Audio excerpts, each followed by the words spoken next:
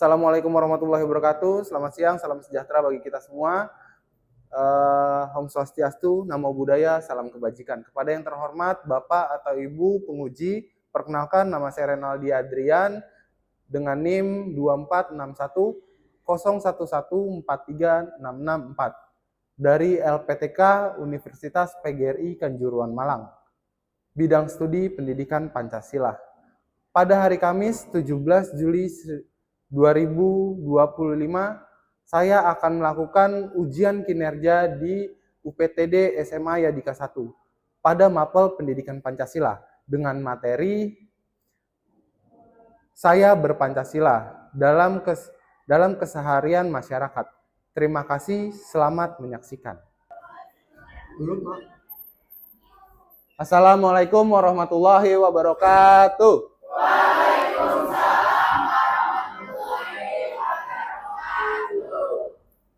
Oke, gimana kabarnya? Baik. Sehat semua? Alhamdulillah sehat. Oke, alhamdulillah kalau pada sehat, pada baik kabarnya. Jadi semoga kita tetap dirahmati oleh Allah Subhanahu Wa Taala. Amin ya robbal alamin. Oke, seperti biasanya, sebelum kita mulai pembelajaran, alangkah baiknya kalau kita berdoa. Betul? Betul. Oke. Siapa yang mau memimpin ketua kelas? Ya, boleh.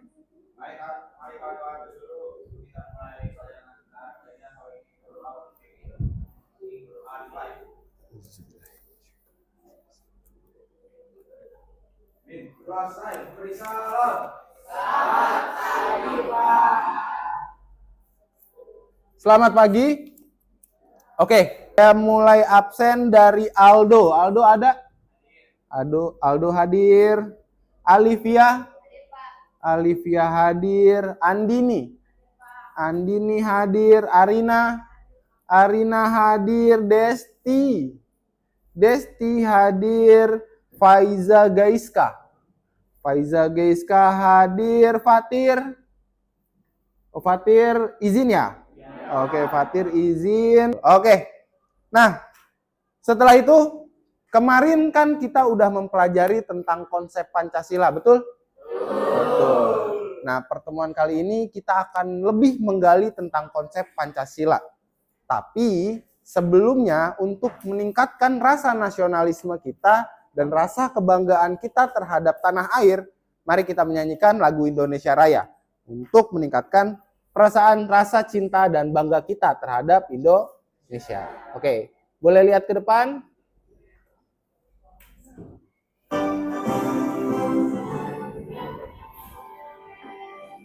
Indonesia tanah airku,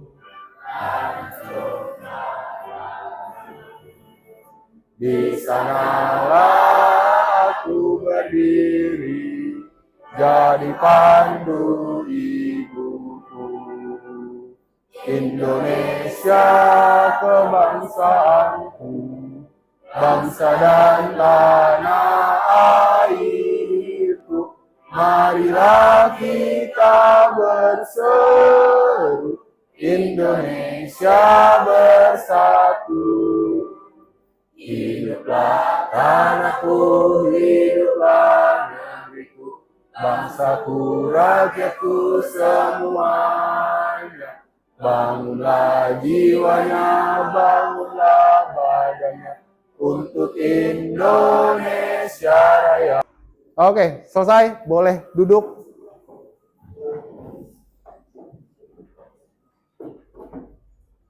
Oke. Nah, semoga dengan lagu Indonesia Raya tadi kita bisa membakar semangat nasionalisme kita sebelum kita memulai pendidikan Pancasila dan kewarganegaraan. Oke. Kenapa saya memakai video lagu Indonesia Raya dulu untuk meningkatkan semangat nasionalisme? Karena kita tahu kondisi bangsa kita saat ini bukanlah kondisi bangsa yang sedang baik-baik saja. Betul atau betul? Banyak kerusuhan, banyak kericuhan, banyak perkelahian. Banyak masalah yang terjadi di bangsa ini. Oke? Nah, ini adalah salah satu bentuk hal sederhana yang bisa kita terapin untuk meningkatkan rasa cinta dan bangga kita terhadap Negara Kesatuan Republik Indonesia. Tadi saya bilang, banyak kasus, banyak masalah. Saya bakal menampilkan video terkait dengan konflik yang terjadi di masyarakat, terkait dengan masalah kurangnya pemahaman Pancasila terhadap bangsa Indonesia. Oke, boleh lihat ke depan.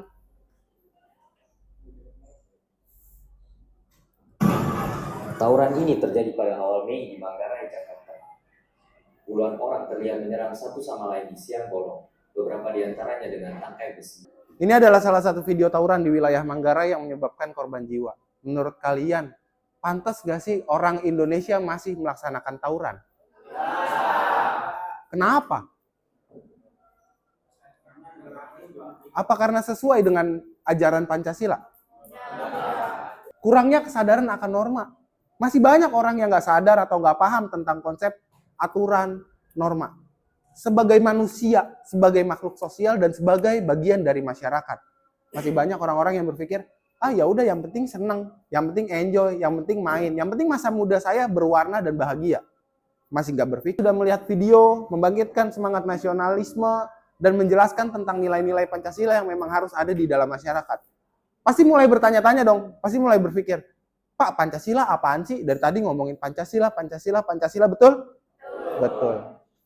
Bisa kita lihat di depan. Kata Pancasila bukanlah istilah yang baru muncul pada masa kemerdekaan Indonesia. Kata ini memiliki akar bahasa Sanskerta yang telah digunakan jauh sebelum kemerdekaan. Bahkan sejak zaman Kerajaan Majapahit. Berikut adalah penjelasan sejarah kata Pancasila secara kronologis dan etimologis. Secara etimologis dijelaskan bahwa Pancasila berasal dari bahasa Sanskerta, yang dimana terbagi menjadi dua kalimat, yaitu panca dan sila. Panca yang artinya 5 dan sila yang artinya prinsip, asas atau dasar. Nah, ini adalah dua kata yang memang lahir sejak zaman kerajaan dulu, yang sudah dipupuk oleh bangsa Indonesia menjadi pedoman dalam proses pelaksanaan berbangsa dan bernegara. Oke? Secara harfiah, Pancasila berarti 5 prinsip atau 5 dasar. Ada 5 bagian yang dijadikan sebagai pedoman atau prinsip bagi bangsa Indonesia untuk menjalankan kehidupan berbangsa dan bernegara. Prinsipnya apa aja? Mari kita lanjut.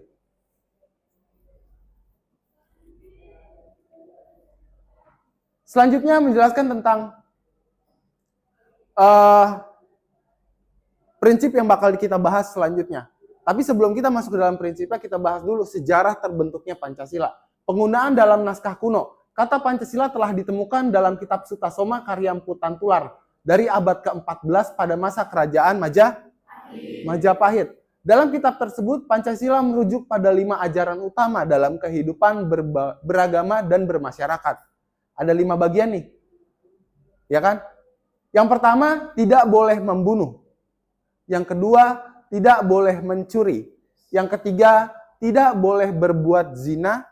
Yang keempat, tidak boleh berbohong. Dan yang terakhir, tidak boleh mabuk-mabuk. Ini adalah 5 aturan yang dijalankan oleh Kerajaan Majapahit sesuai dengan kitab yang ditulis oleh Mpu Tantular. Oke? Nah, ini adalah cikal bakal terbentuknya Pancasila. 5 asas atau 5 dasar. Ini adalah awal mulanya. Selanjutnya, Pancasila secara resmi lahir setelah proses perumusan dasar negara selesai. Istilah Pancasila digunakan secara resmi dalam pembukaan Undang-Undang Dasar 1945, yang tepatnya terdapat pada alinea keempat. Dan sejak itu menjadi nama tetap dari 5 dasar negara Indonesia.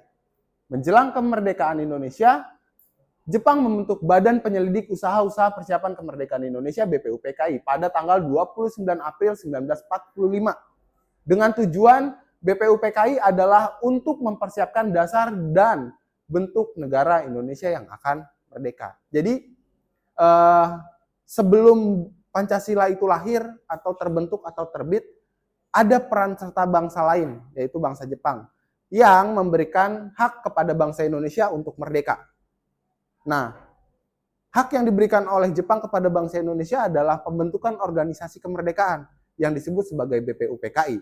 Terus, kapan BPUPKI pertama kali dibentuk? Sidang BPUPKI pertama kali dilaksanakan pada 29 Mei sampai dengan 1 Juni 1945. Dalam sidang ini, para tokoh bangsa mengemukakan gagasan mereka tentang dasar negara. Ada 3 tokoh utama yang menyampaikan pidato penting. Yang pertama Muhammad Yamin, yang kedua Soekarno, dan yang ketiga Supomo. Nah, ini adalah beberapa pernyataan yang disampaikan oleh Muhammad Yamin. Yang pertama, Muhammad Yamin menyampaikan 5 asas dasar negara. 1. Pri kebangsaan. 2. Pri kemanusiaan. 3. Pri ketuhanan. 4. Pri kerakyatan. Dan yang terakhir adalah kesejahteraan rakyat. Oke, kayaknya agak ngantuk. Ngantuk ya? Ngantuk ya? Oke. Biar nggak ngantuk kita ice breaking dulu, kita relaxin dulu. Boleh berdiri semuanya? Boleh berdiri semuanya? Boleh berdiri semuanya? Oke. Ice breakingnya sederhana atau simple. Jadi cukup kalian ikutin lawan katanya. Contoh saya bilang atas, kalian bawah. Saya bilang kanan, kalian kiri. Oke? Dan sebaliknya, saya bilang kiri, kalian kanan. Saya bilang bawah, kalian atas. Oke ya? Semua diperhatiin. Hitungan ketiga. 1, 2, 3, atas. Jangan pakai suara, nggak usah pakai suara. Oke. Kanan. Kanan. Ah, Esen. Esen boleh maju ke depan. Esen silakan maju ke depan. Oke, Esen silakan maju ke depan. Oke. Sip. Berhenti di situ ya. Kita diskriminasi. Kita diskualifikasi dulu, kita diskualifikasi. Oke. Lanjut. Bawah. Bawah. Atas. Bawah. Kanan. Kiri. Kanan. Kanan. Zalfa. Ayo Zalfa maju ke depan. Hukumannya adalah yang simpel-simpel aja. Berikan kata-kata hari ini. Oke? Berikan kata-kata hari ini. Oke ya? Berikan kata-kata hari ini. Oke? Maul, boleh duluan. Maul, kata-kata hari ini. Lebih baik menyesal karena mencoba daripada menyesal karena tidak mencoba.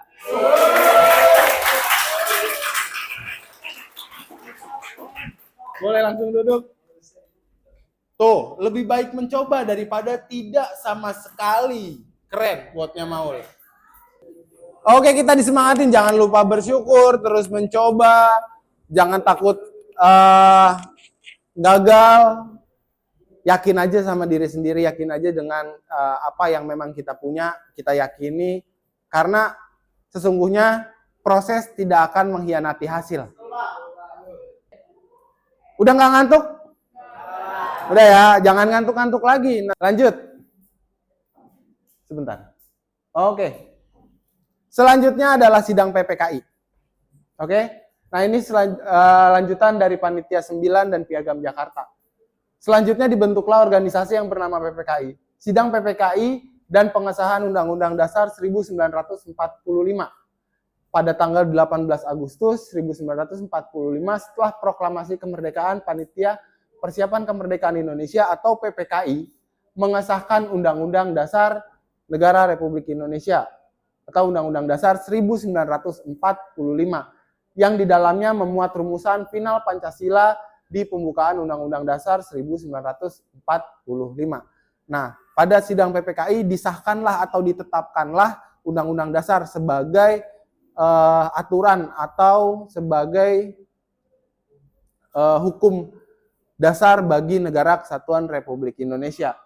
Nah, selain sebagai hukum dasar, di dalam Undang-Undang Dasar, tepatnya pada pembukaan juga menjelaskan tentang konsep dasar dari Pancasila yang dimana terdapat di dalam alinea ke-4.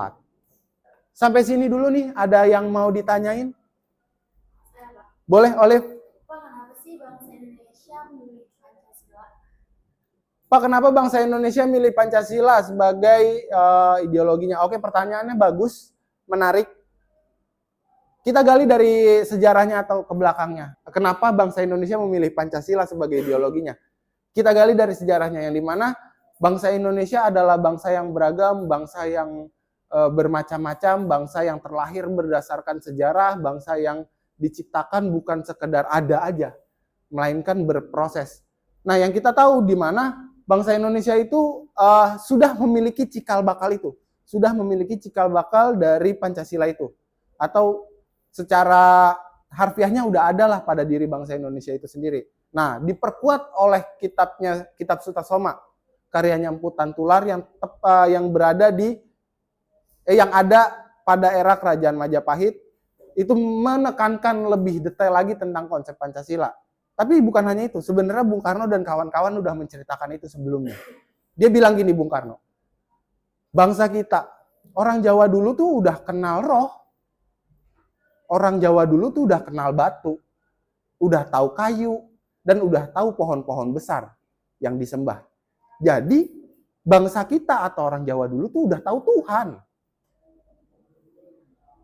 Kalimat itu memperjelas bahwa bangsa Indonesia bukanlah bangsa yang kosong, melainkan bangsa yang udah punya Tuhan, udah ada Tuhannya. Tapi belum bisa ditemukan atau belum bisa diklasifikasikan sebagai Allah kah, Yesus kah, dan lain sebagainya. Nilai-nilai Pancasila.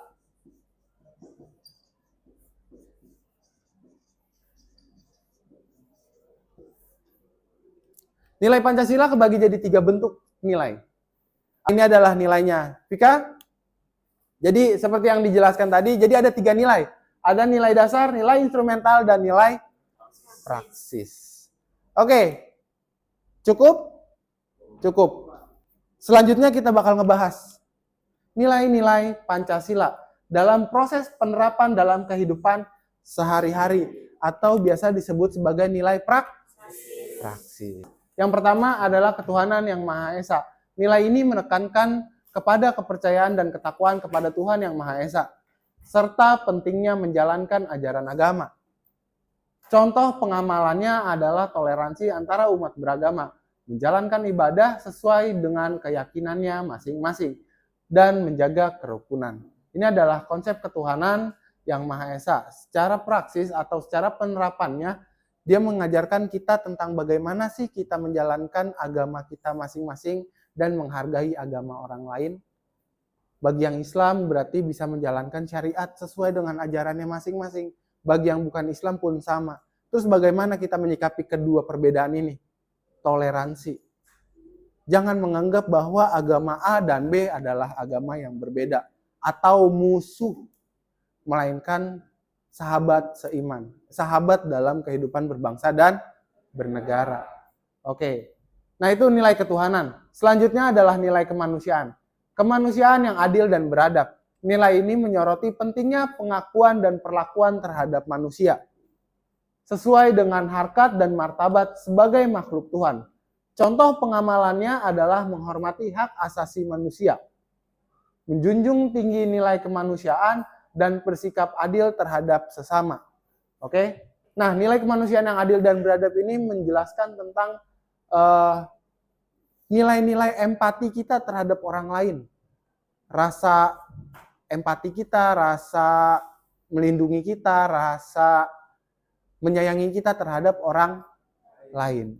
Nah, di sini dijelaskan juga tentang konsep hak dan kewajiban, bahwa setiap warga negara memiliki hak dan kewajiban. Kita bagaimana caranya kita menjalankan hak kita sebagai warga negara, sebagai manusia. Jangan mengganggu, jangan mengusik, jangan membeda-bedakan, jangan mendiskriminasi, dan lain sebagainya. Oke? Nah, ini adalah 2 konsep dari penerapan nilai-nilai Pancasila. Oke? Sampai sini ada yang mau ditanya? Boleh?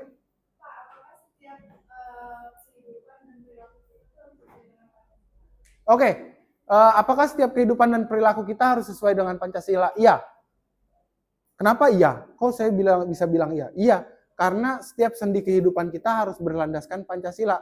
Karena Pancasila merupakan norma awal atau fondasi dalam proses kehidupan berbangsa dan bernegara. Bahkan sebagai fondasi bagi kehidupan kita pribadi. Betul? Nah, sebagai masyarakat yang baik kita harus beriman atau enggak? Harus. Sebagai masyarakat yang baik kita harus punya norma apa enggak? Sebagai masyarakat yang baik kita harus menganggap pendapat orang lain atau enggak?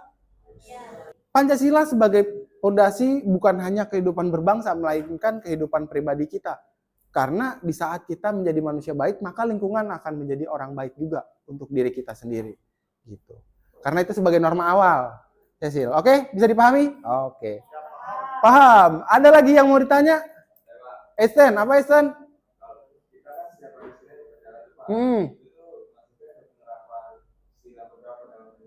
Oke, pertanyaannya bagus. Bahkan kita setiap hari Senin tuh ikut upacara tuh. Benar tadi yang nyambung ke Cecil. Kata Cecil, kenapa harus Pancasila dalam kehidupan sehari-hari? Nah ini ditanya lagi. Pak, kalau kita upacara, itu masuknya ke sila berapa? Ada yang bisa jawab? Bantu jawab? Boleh Cecil bantu jawab. Sila ke-3. Oke, sip. Kenapa sih? Kok bisa sila ke-3?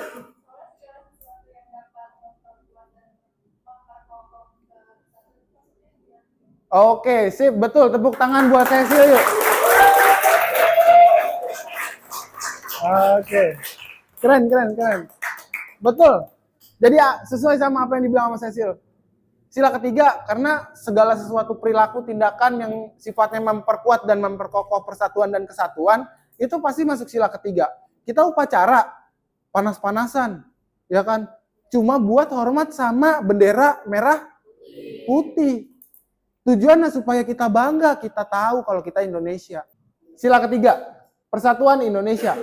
Sila ke-3, persatuan Indonesia. Menjaga persatuan dan kesatuan bangsa, serta menghindari perpecahan. Mencintai dan bangga terhadap tanah air di Indonesia, membina hubungan baik dengan semua unsur bangsa, mengutamakan kepentingan bangsa di atas kepentingan pribadi atau golongan, berpartisipasi dalam kegiatan yang mempererat persatuan dan kesatuan. Ini udah saya jelasin tadi yang juga sama pertanyaan Edson, yang dimana kita udah diperkokoh, udah diperkuat oleh upacara bendera setiap hari Senin untuk memperkokoh persatuan dan kesatuan kita sebagai bangsa dan negara.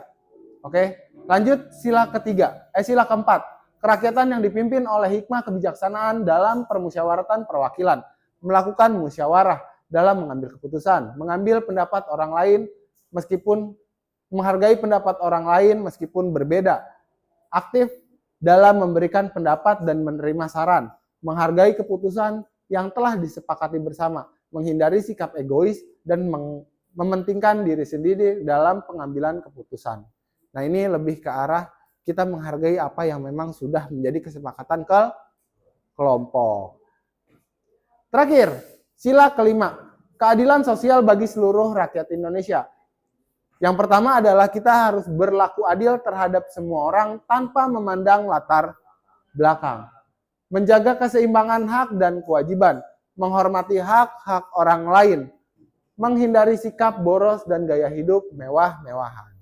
Oke. Nah, sampai sini ada yang bertanya. Latihan. Ini ada latihan. Latihan ini adalah bagian dari apa yang udah saya jelasin tadi. Boleh saya bagikan dulu ke kelompok masing-masing. Kelompok 1.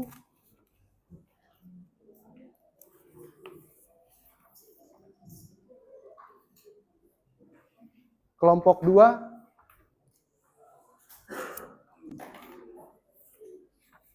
Lihat di situ ada bentuk 3 latihan. Buka halaman pertama. Buka halaman kedua. Oke. Nah, sip. Dan buka halaman terakhir. Oke, jadi ada 3 latihan untuk pemahaman kita terhadap Pancasila. Silakan dikerjakan dari latihan pertama. Latihan pertama boleh langsung dikerjakan di lembar ini. Ya, 1.1. Selanjutnya untuk lembar kerja yang kedua boleh dikerjakan di kertas lembar. Di kertas lembar. Dan lembar kerja ketiga langsung di kertas ini lagi. Oke? Kalau ada yang nggak dipahami atau mau ditanyakan, boleh langsung ditanyakan atau boleh panggil saya ke kelompoknya. Lembar kedua di situ, di kertas lembar sih, biar lebih baik. Oke? Oke ya. Sip, boleh langsung dikerjakan. Kerjasama dengan teman-temannya.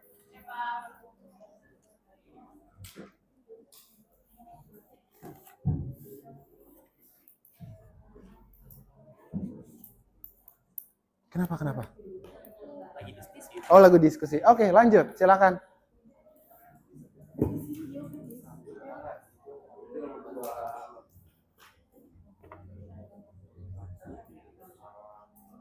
Jawaban singkat aja ya, Pak? Jawaban singkat. Jadi contohnya satu, berarti satu sila satu. Gitu. Nggak usah banyak-banyak contohnya.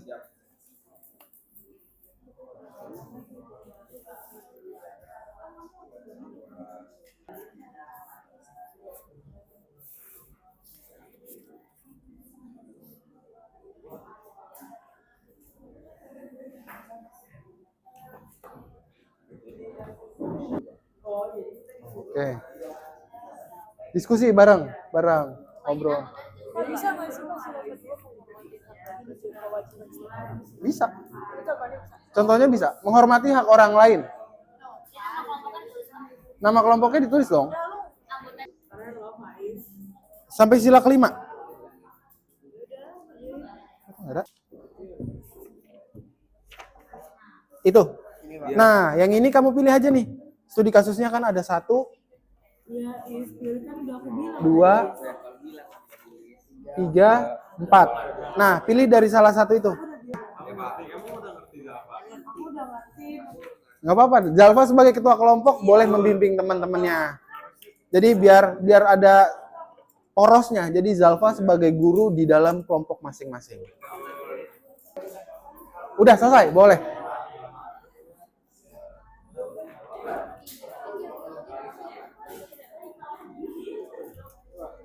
Oke, sip. Oke, nah ini setelah ini dikumpulkan, saya taruh dulu, nanti ini bakal jadi tolak ukur buat saya. Dari materi yang tadi, sudah seberapa paham kalian mengaplikasikannya dalam bentuk teks. Oke? Capek banget kayaknya mukanya. Ayo kita relax dulu yuk. Berdiri gini dulu. Ayo berdiri gini. Diri aja berdiri gini. Oke. Berdiri. Terus ke bawah. Terus kanan, kiri, samping ke samping. Oke, dah ke bawah lagi. Oke, sip. Sudah? Mendingan ya. Oke, sip, boleh duduk. Oke. Udah agak fresh, udah agak mendingan. Nah, sebelum kita selesai, saya punya satu game lagi. Ada satu game lagi, supaya pertemuan kali ini kita berkesan. Saya ada satu game lagi yang, tapi ini sedikit menguras konsentrasi dalam bidang matematika. Oke? Caranya sederhana. Kalian cukup melanjutkan angka yang telah disebutkan sama teman kalian. Nyebutin aja. 1, 2, 3, 4, 5, 6, 7, 8, 9, 10. Itu kan kegampangan ya? Nanti saya buat satu angka joker. Angka joker. Oke, jadi ada satu angka joker yang nggak boleh disebut. Tapi diganti dengan tepuk. Oke ya. Jokernya adalah 3. 1. 2, 4, 5, 6, 7, 8, 9, 10, 11. Baru 12. Kan 3. Jokernya jadi 2.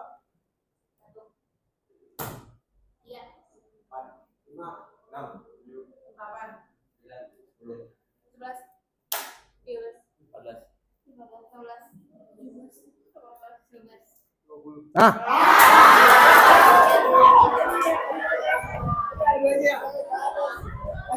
Oh, pas hitungan ketiga kalian gini barengan. 1, 2, 3. Ya, kayak gitu ya. Sambil jalan. Harus mirip. Sambil jalan ke bangkunya, oke? Oke ya. Oke, dah, baris. Baris dulu. Barisnya begini, lurus.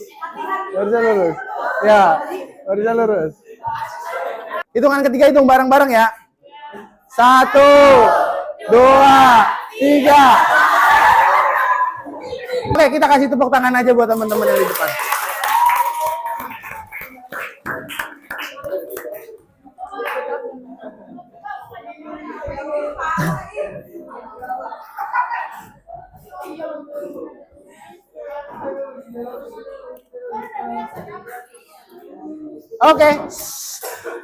Oke, terima kasih semuanya untuk pelajaran hari ini, untuk materi hari ini. Semoga kita selalu diberkati oleh rahmat Allah Subhanahu wa taala, selalu diberikan sehat,